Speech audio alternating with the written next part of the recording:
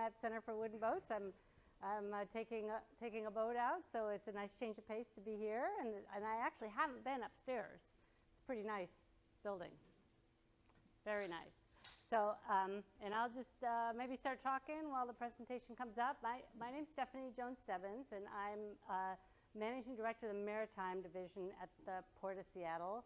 I've been at the port for 25 years, hard to believe, and I actually, I grew up sailing on the Great Lakes, fiberglass boats, but I grew up sailing on the Great Lakes, and when I came to Seattle, it was back in the day when they still had jobs advertised in the Seattle Times, and I applied for one job, and here I am. So, and my interest in port and maritime really came from my own experience as a kid, being on the water. Like, that is really cool to work in that. I'm going to apply for a job there. So I have a colleague whose kid is at Camp Pier this weekend, and I know there's this week, and my kids went to Camp Pier. So I really think the work exposing kids to sailing and boats and the water here is just so important to getting more people into the maritime industry. So I just think that's a really cool thing about Center for Wooden Boats. And we're buffering, loading, is that? All right, there we go. Okay, well, and this is me sailing a couple weeks ago, and I am able to steer and trim the sail and take a picture, but I can't steer and take a picture and trim the sail and smile. So I'm gonna work on that. And that's actually the same day, and I'm using that as my Zoom background these days on the other side. So anyway, I've been, it's kind of like a funny convergence of my private and professional lives to come speak here, because as I've said, love to come sail here, but haven't really been so involved in my professional life. So I was really happy to come speak tonight. I'm going to talk a little bit about the Port of Seattle and a lot of the kind of what we're doing, a little bit about the overall port, but most of the focus is on the maritime part of the port. That's what I'm most familiar with and probably has the closest nexus to Center for Wooden Boats. Okay, yeah, but okay, too fast. There we go, okay. But so just a little bit more about the Port of Seattle. We do run the Seattle-Tacoma International Airport. Maritime Cargo is a joint venture with the Port of Tacoma and Port of Seattle. We also have a lot of industrial land, a grain terminal, home of the North Pacific Fishing Fleet. We have cruise terminal, 3 cruise berths at our 2 different cruise terminals, a lot of real estate, and a lot of recreational marinas. So really a broad variety of things. Let's see, where am I pointing? Okay, so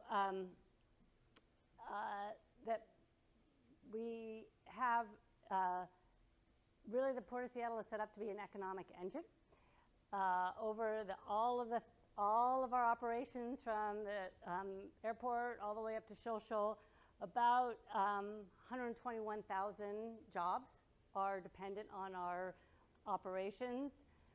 And then the total economic activity is in the order of, actually, we should have a total there, because it's probably a little bit more than $30 billion between businesses that rely on all the different operations at the port. So really, that is really our reason for being, or the reason we were created. Our capital plan, the stuff we're building, the infrastructure we're building, is also a really big part of that. Not only the infrastructure for all our businesses to operate, but that does create a lot of jobs as well. Okay.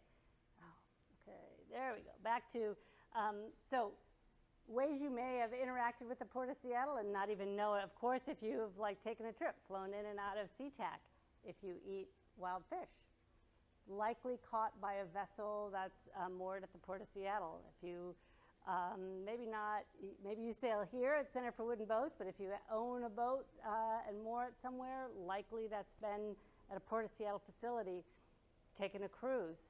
If your business depends on exports, if you've bought stuff from Amazon, maybe, you have interacted with the Port of Seattle. So just a little bit of operational update. It's been a pretty crazy couple of years that have impacted our businesses in different ways, and this really focuses on, again, on the water side. So a cruise business, in 2019, about 1.2 million passengers passed through Seattle, and we do count them coming and going. So that's about 600,000 individual folks with the COVID pandemic, which many of us may have repressed the memory, but that totally stopped the cruise business. Started up very slowly in 21, and this year we're actually expecting even more passengers, about 1.4 million passengers coming through Seattle. Cargo business has been a little bit more up and down.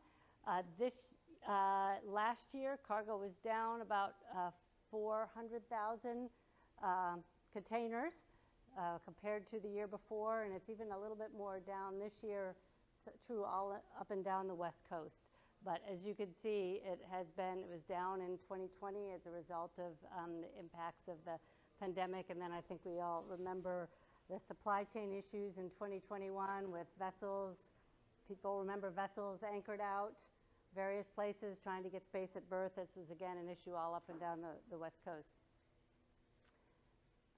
So just a little bit about the Port of Seattle. It's a very interesting entity because we are a public institution, but only about 4% of our operating funds come from the tax levy. Almost half come from our operating revenues, both operations at the Seaport and airport. We also have proceeds from bonds and passenger facility charges. So really, we run like a business, but we are a public business, and anyone who lives in King County elects our board of directors, which is our commission. So this is a segue to kind of how I think about running our maritime business. As I said, we're public, and yet we're also running a business. And you know, the maritime industry is one of the first industries in Seattle, and we all think of it as our heritage. But we also want to be a going concern into the future. So as we think about what it means to be successful in Seattle, not only today, but in the future, I think of it this like pyramid, with the bottom of it being a foundation. All our employees have to go home, and the people who use our facilities have to go home safely at the end of the day. We need to be financially sustainable, and we need to provide the services that our customers need, the shipping lines, people flying to the airport.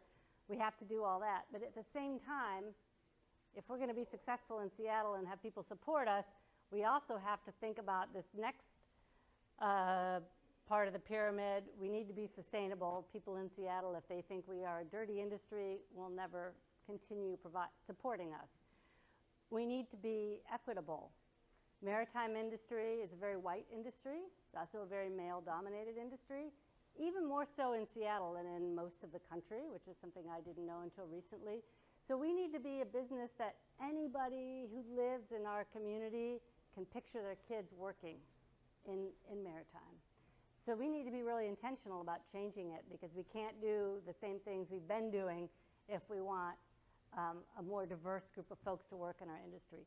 And then finally, if we're going to be successful, sustainable, equitable, we're going to really need to be innovative to figure out how to make all that happen.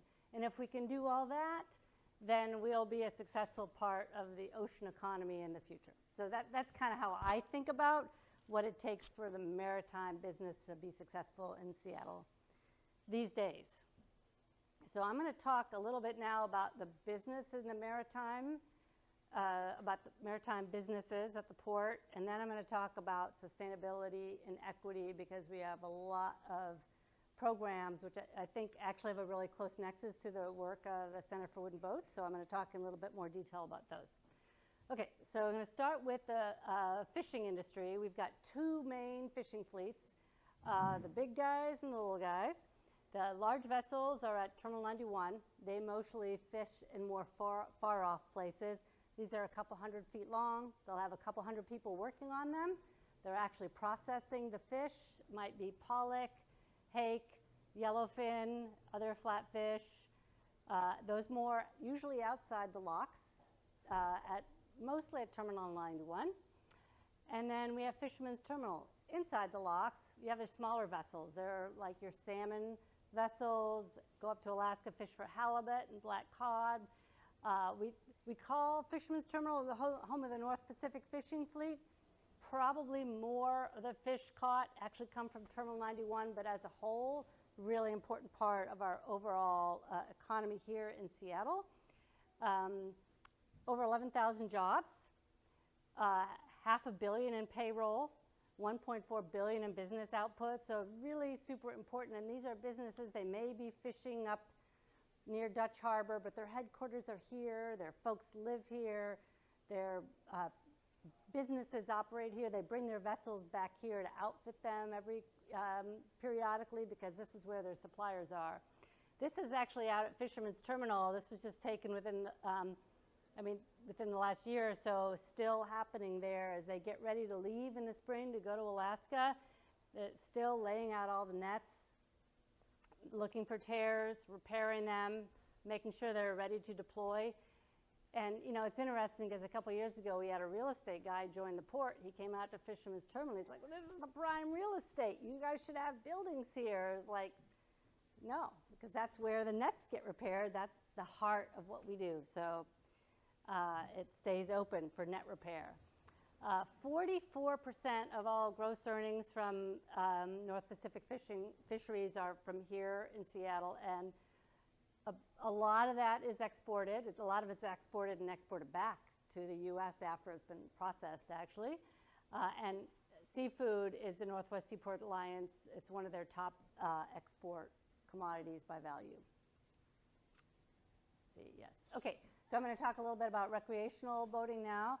We've got 4 different marinas. Shoshone Bay Marina is one of the largest ones, 1,400 slips, and actually 350 of the vessels have people living aboard. That is the largest live-aboard community in, I think on the West Coast probably. Most marinas just don't allow that, so that's a really interesting community there. Do you live aboard? Got it, okay. I saw enthusiasm back there. Also, Bell Harbor Marina is a short stay marina right downtown, a really fun place to go. This was classic weekend. And Fisherman's Terminal, actually, when those small vessels go up to Alaska to fish for salmon, the facility is really vacant because the vessels are out fishing. So we allow recreational vessels to moor there in the summer. So not a lot of places that you don't have to pay year-round moorage. So if anyone has a boat, they're interested, freshwater, that's a really interesting place to keep your boat, but then you've got to be prepared to be kicked out when the fishermen come back. So I'm going to talk about the cruise industry a little bit. This is a newer business here. It's about 20 years old, maybe. Pretty important part of our overall maritime ecosystem, though. You can see, we have 3 terminals, 2 at Terminal 91, 1 right downtown. Really, we've seen the importance of this even more post-COVID with the economic activity it's bringing to downtown. And that's really why we got into the cruise business, was the economic benefit. About $900 million in annual business revenue, 5,500 jobs. And you can see that you've got suppliers like Ralph's Greenhouse, radishes and cilantro from different farmers. We've got meat coming from Washington ranches, a lot of Washington wine. We've got the longshoremen who work on the vessels. It's a really important part of our economy, and we're really focused as well on making sure that we're bringing those economic benefits more, that we're making sure everybody in our community benefits more from them. So cruise was actually a really important part of funding our Maritime Youth Collaborative. We had about $2 million set aside to do that work. And then last year, we ended up with a lot more cruise passengers than we expected. So we decided we could actually take some of that revenue and double the amount of funds that we were putting to the Maritime Youth Collaborative. So really helping twice as many youth get into the maritime industry. We're really trying to grow the utilization of small local providers, especially women and minority-owned businesses. And then working with communities in Alaska. One of the really interesting things that came out of COVID was that when we were putting protocols into place, we didn't want to have one set of COVID protocols here and another one in Alaska. So we started working really closely with the communities in Alaska. And out of that, I've really developed a lot closer relationships that we have now pivoted to working on decarbonization, which is so different to work with the communities in Alaska, because while they're very subject to climate change, I probably don't need to tell you that the politics are really different up there. And it's just a photo of the ports we work with in Alaska. We're a home port, so the vessels, people get on and off here, provisioning happens here, and then the vessels go up and back to Alaska, and people are more sightseeing there, but getting on and off the vessels in Seattle. So it's a really important relationship. And then containerized cargo. Port of Seattle, Port of Tacoma joined forces about 5 years ago to form the Northwest Seaport Alliance. Before that, we really used to compete. And I kind of say this is like if you told the Cougars and the Huskies, well, now you have one football team. That's kind of how, telling us to now we have one operation, but, in my mind, it's one of the best public policy decisions this region has made in a long time. There's a lot of different perspectives, but working together on this and competing against the rest of the world, cooperating with each other has made a ton of sense. Almost 4 out of 10 jobs in the state of Washington are dependent on trade, and about $75 billion worth of goods pass through the Northwest Seaport Alliance every year. Okay, capital improvement projects. Over the next 5 years, Port of Seattle has about $5.3 billion worth of investments planned. About $4 billion is out at the airport, and about $1 billion is on the waterfront, combining between the Northwest Seaport Alliance, which we do their capital delivery, the Port of Seattle does, is about half of that, and the other half is projects related to fishing, decarbonization, cruise, rec boating, industrial properties, et cetera. Significant, smaller, but still significant amount on the waterfront. So some of these projects at Terminal 91, we still have wooden berths in a couple places, and we're updating them to current standards, taking out a lot of creosote pilings, building concrete berths, so they'll be able to handle about 800 feet more of berth space for fishing vessels. T5 modernization, which is one of the premier container terminals to handle the largest container vessels. The first phase was finished about the start of the year. The next phase should be done by the end of this year. And a big part of that is putting in shore power as well, so when the vessels come, they turn off their engines and plug into electricity, so it's much cleaner. So we're putting shore power in at the cruise terminal, the 66 cruise terminal, the one in the middle of downtown. We have shore power at our Terminal 91 cruise terminals, but we haven't been able to get shore power to Pier 66 until now. It should be in place in about a year from now. We're building, this is the north end. Does everybody know where Terminal 91 is? Anybody know? Some nods?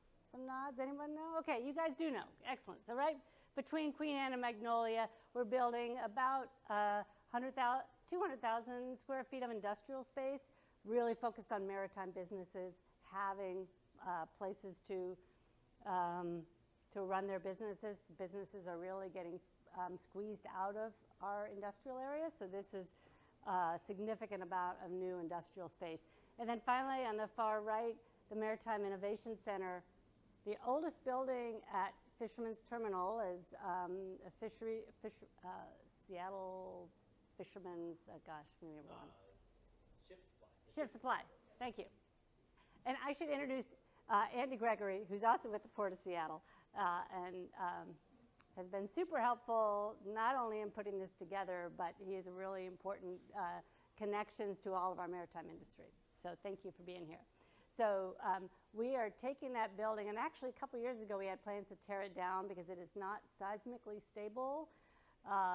It's not safe to be in, but we are renovating it and turning it into a maritime innovation center that will also be a living building, which is like the highest level of sustainability. You've heard of like the Bullet Center. So this is going to be a maritime building at Fisherman's Terminal, really housing maritime innovation. Our tenant will be Maritime Blue. It's a very cool project that I'm super excited about. So that's a good segue to talking about sustainability at the Port of Seattle. And incidentally, I've been at the port 25 years. 11 of those years, I was a maritime environmental director. So that's really where I come from, my maritime interest and perspective.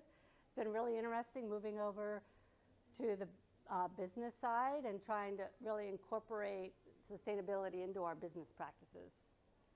So I'm going to talk a little bit about some of the different things we're doing. Of course, climate is the biggest focus right now. The maritime industry is transitioning to a zero carbon economy. It's not only like the biggest challenge for the Port of Seattle, but the entire maritime industry, the biggest container and cruise ships, fishing industry, this is what everybody's thinking about, worrying about, investing in. That's, of course, really super closely related to air quality. And I'm going to talk a little bit more about all of that in the coming slides. Water quality is really also important here in Puget Sound, super important. We actually have an ocean acidification plan. We're the only port in the country to have our own stormwater utility. We own about 76 miles of stormwater pipe that our utility run a camera down every mile of them, is repairing them, making sure that the water doesn't get out into the soil. Noise, super interesting, important efforts as well around quiet sound and reducing underwater noise, in particular from vessels, so that they are not, doesn't impact where orcas feed in particular. I think everyone's probably heard about the impacts of loud vessels. It's kind of like being in a really noisy bar. You can't hear what people are saying. It's the same for orcas. They can't echolocate to find their fish. So this is a really important part of coexisting. Construction noise reduction is a well-established practice that we've been engaged in, but the vessel noise is a much newer effort. And then finally, waste and energy reduction, working around recycling, single-use practice, reducing single-use plastics, etc. So I'm going to talk, one thing I just want to mention before I forget is that everything we do, the port's kind of a landlord, and partnerships are a really key part of any of this. There's many more people involved, which is part of the reason Andy's job is so important, because he's out there working with our stakeholders and bringing more folks to the table. So greenhouse gas emissions in the entire harbor, the Port of Seattle operations and Northwest Seaport Alliance both, it's about 300,000 tons of greenhouse gas emissions. The biggest portion of that is from the cargo vessels, and then trucks after that. Cruise ships is about 18%, and then you see it goes down rail. Recreational vessels is a pretty small amount, actually. That's the yellow, actually, is the recreational vessels. So this is kind of how it breaks out. And we've actually reduced diesel particulate emissions by 83% since 2005. Greenhouse gases have gone down about 27% since 2005. So there's been a lot of programs that have been very effective. We have a Northwest Ports Clean Air Strategy where we joined with Tacoma before we were in an alliance, and Vancouver to come up with joint strategies and joint goals. We've set goals around reducing carbon to zero for our own use by 2040, and for every business that uses the Port of Seattle by 2050. We've got, and I'm going to go back to the previous slide. Whoops, no, wait, one more. And it's one thing that's interesting is huge reduction in diesel. And, you know, some reduction, but not nearly as much in greenhouse gases. So why is that? Is you can use cleaner fuel, and we know how to make fuels cleaner by filtering them, processing them more. So the fuel that we used in our vessels, you know, 15 years ago compared to today, it's a lot cleaner. But it's still a fossil fuel. So it may be a lot cleaner and have less impact on all of our health. It doesn't help the carbon at all. The only way to get at carbon emissions is you've got to be more efficient and stop using the fuel. You've got to electrify, or you have to use a non-fossil fuel. So it is a much, much harder challenge. Okay, so now I'm going to go forward. So how do we, so we're looking at to the future, so to get that greenhouse gas reduction where the diesel particulate reduction are, we can't just use cleaner fuel. We have to do different stuff. So we're looking at sustainable aviation fuels. That's, and the airport is much more advanced in their efforts, and so we are on the maritime side learning from that. That's looking at fuels that aren't fossil fuels. Could be biofuels, et cetera. A lot of work going into hydrogen right now, and hydrogen in and of itself won't fuel ocean-going vessels because it's not dense enough, but it's a building block for building green ammonia or green methanol. So it's really important. Hydrogen is a really important part of the future. We don't know exactly what it is, but it's like the Lego block that the other clean fuels are built from. And then finally, waterfront electrification. We do know how to do that, and we're doing a lot around electrification. So right now we're working with Seattle City Light to look at how do you electrify the whole harbor. We have two electrified, two shore power berths at Terminal 91. The first cruise shore power was in Juneau in 2001. And then the second and third were in Seattle in 2004. So we are building on that expertise to bring that. We now have shore power at Terminal 5, container terminals, and we're doing this study to look at how do we get sufficient capacity to all of our facilities. And really, of course, the ferry dock, all of our facilities, we want vessels to be able to not only plug into shore power while they're at berth, but charge up batteries so they can then also, it's not going to get you to Alaska or a cargo ship to Asia, but it will help. So one of the things that's been really interesting about 66, the cruise terminal that's in the middle of downtown, is because of the location in the downtown grid, we've been trying to figure out how to get electricity there for shore power for probably 15 years. And because where it is in the downtown grid, it's a really difficult location to get sufficient electrical capacity to.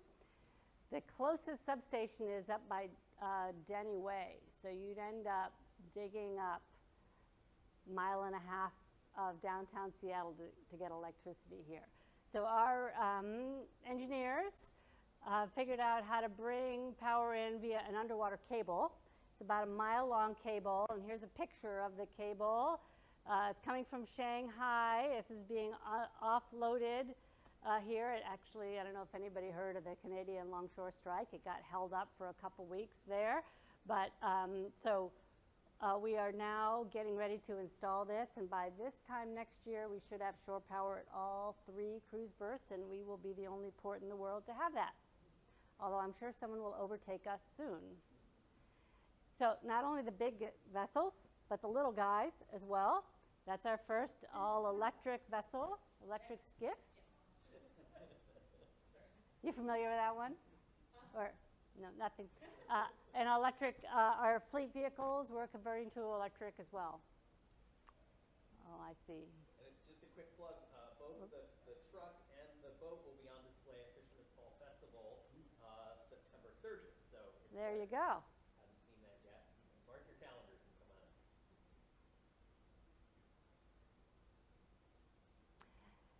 So one of the biggest challenges in all of this, you can electrify vessels at berth, but ocean-going vessels,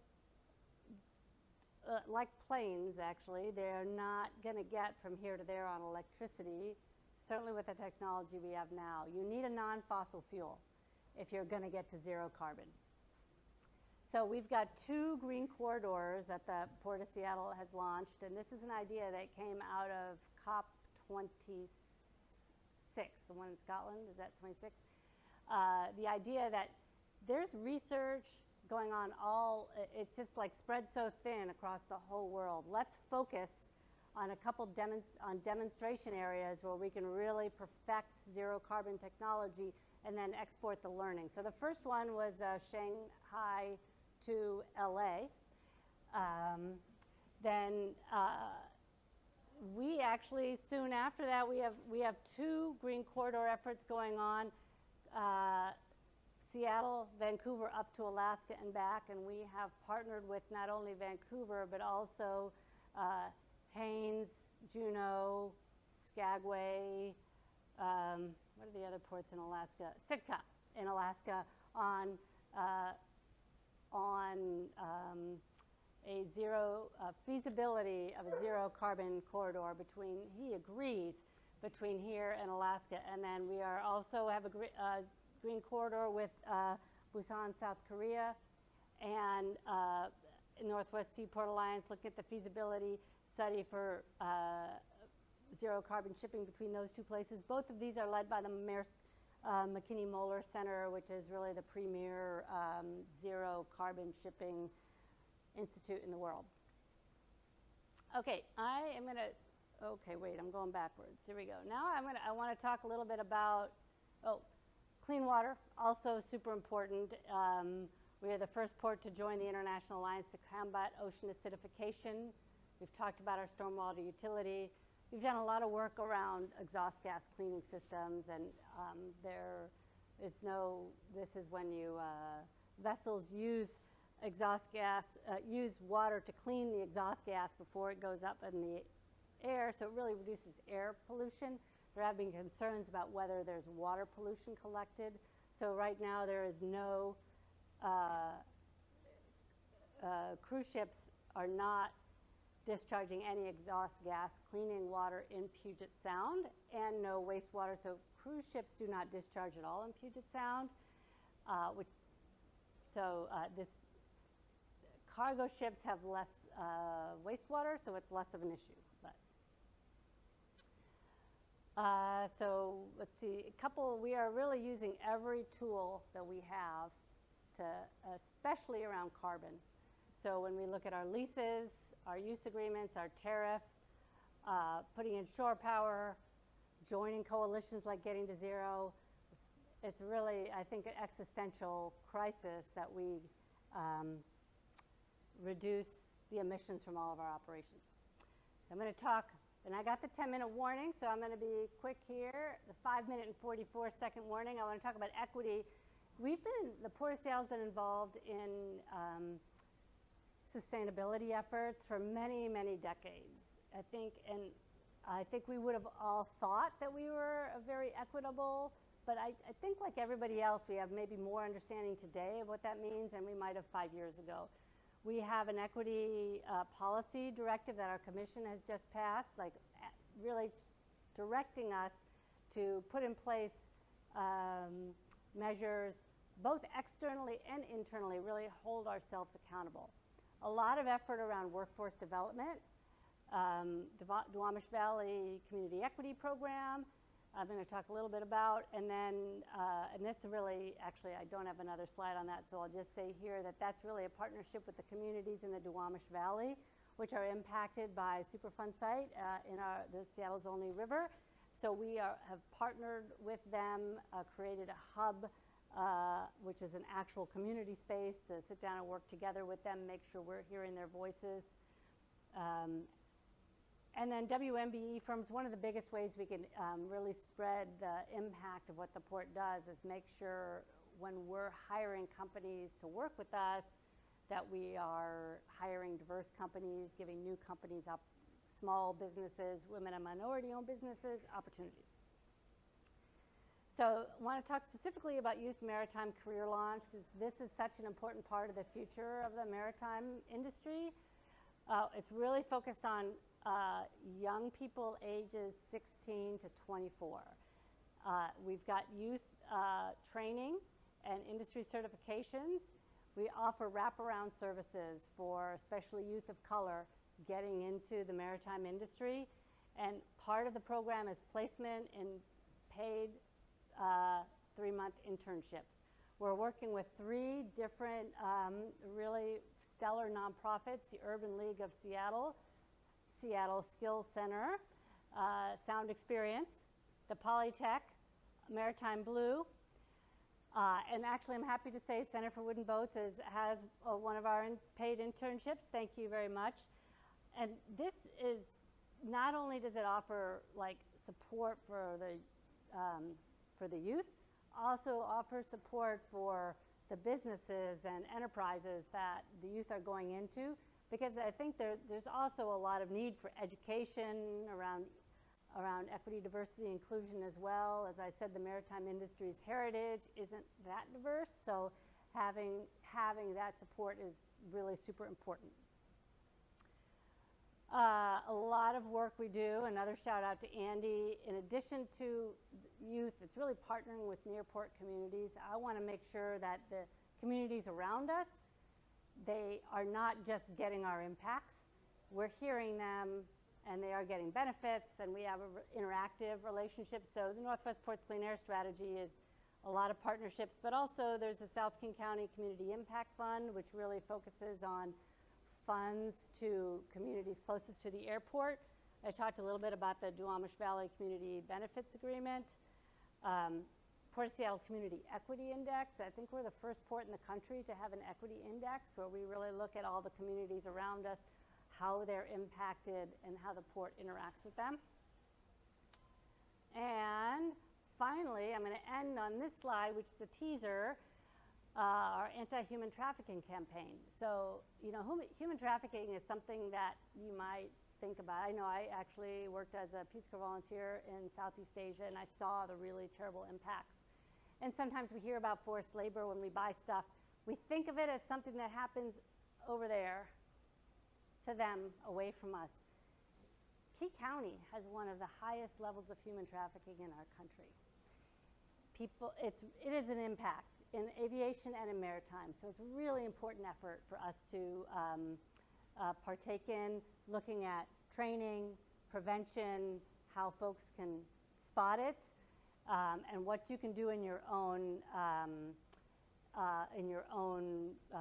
organizations to prevent it and combat it. So it is a growing issue that we all need to be a part of being vigilant about. So Center for Wooden Boats is our first partner, maritime partner, to sign on, so yay for that. Delmas Whitaker, who is a director of our marine maintenance facility, is also leading the anti-human trafficking efforts on the maritime side. So he's going to be back in January, and he's a really excellent speaker, so that'll be a great talk as well. And that is what I got. Thank you.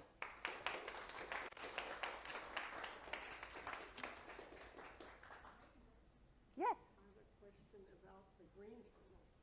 Okay, so there's a question about the grain terminal. Yeah, is that, because we see it a lot in our walks Yeah. around the hill and stuff. Where does the grain come from? Where does it go? What percentage of the, the trade is it compared to other things in Seattle? Yeah, that's great. So the question is about the grain terminal, and I'm going to repeat that so our listeners online will know the question. Where does it come from? Where does it go? Kind of how it relates to other trade in the harbor. It comes from mostly not in Washington, a little bit further east than that, so the Dakotas. And it's going to China for the most part. It has been used as animal feed in China. And actually, it had been, the volumes were up pretty significantly last year. They're down this year. I don't know the specific tons, but it is operating almost at capacity. It comes in mile-long trains, bring it in from to the east of us. It's lentils, soybean, corn. It's mostly gluten-free, actually. That's totally not intentional, but I just happen to remember that. So it's managed by a company called Louis Dreyfus. The Port of Seattle leases to that company. And it is a very active operation, almost entirely export. And pretty much year-round. Yes, year-round. Yep, great question. Yes? You mentioned the cruise lines. I was looking after going to the New Marine Conference. Yes. I was looking through the Seattle Times, also New York Times. There seems to be more companies promoting cruise line tours, and then the stocks are, number the stock for cruise lines is fastest growing one and the largest growing. So looks like right now the industry is growing faster and it's very much supported. So at the conference it was mentioned that the Seattle, the port has 2 cruise lines. We have 3. 3. Is there a plan to, I should ask you, what are the plans, I guess, for the cruise line industry in the port? Yeah, great question. So let me just, I won't repeat everything, but there was just a question about the plans for the port's plans for cruise line industry, and also just a discussion about how right now their stocks are the fastest rising, and I would actually say they're probably the fastest rising because they were pretty low during the COVID pandemic. So when there was when all operations paused, the stock prices did go down. So so right now we have 3 cruise terminals. We do not have any plans to build more. Our operations have been are mostly because we're the start and stop of a vacation. The most prized time folks want to come on a weekend and go to Alaska and come back, so they have like a 1-week vacation. So our goal right now is not to build any more cruise terminals, but to fill the other days of the week. And I think we're very mindful of we need to also reduce emissions while we're doing that. But we are not intending to build any more facilities at this point. So any growth we have would only be within the confines of the existing facilities that we have. It is, I think, as we see the downtown economy especially is really benefiting from that cruise, but I also think we want to be super mindful of the capacity in Alaska because it's all a system. So right now it's relatively balanced, and although there are more ports being built in Alaska as well. But so our plans are really to focus on the facilities that we have and making sure the business is sustainable here, I mean, both sustainable from an environmental perspective, but also a size of business that still feels right for the community. Yeah. My impression of the port is very green. It's a leader in Mm-hmm. the world in shipping, sort of marine related. Yeah. Is there influence that the port of Seattle has on the other cruise lines? Because that's the one Yep. I heard when the Yep. spokesman said that shipping is the most polluted industry, and also cruise line is like the worst. So does the port have or plan to have more influence? Because in a way you're a model, the way I Yeah. read the Yeah, absolutely. That's, I think, part of why we're not expanding our cruise terminals. We're focused on what we have. I ended it by accident. Well, let's see if I could, well, I guess I don't need that. what I was, so in my experience, I don't think cruise vessels are more polluting than cargo. I would actually say the opposite because they have people on board, so they're a little bit more conscious of the fact that they want to at least look green. So I will say that, and they happen to be quieter than cargo vessels. Maersk is certainly the leader in the world on being green. I didn't repeat the question, but the question was about will the port exert our leadership on the cruise industry. So it's part of the reason why we formed the Green Corridor. We are the first port to have shore power for 2 cruise berths, and we've also require, if you have shore power, you have to plug in at least some of our berthing agreements. So that is definitely where we are, what I'd say both our history and what our intention is. In my experience, the cruise lines have, actually all of our cruise lines have 0 carbon goals of their own.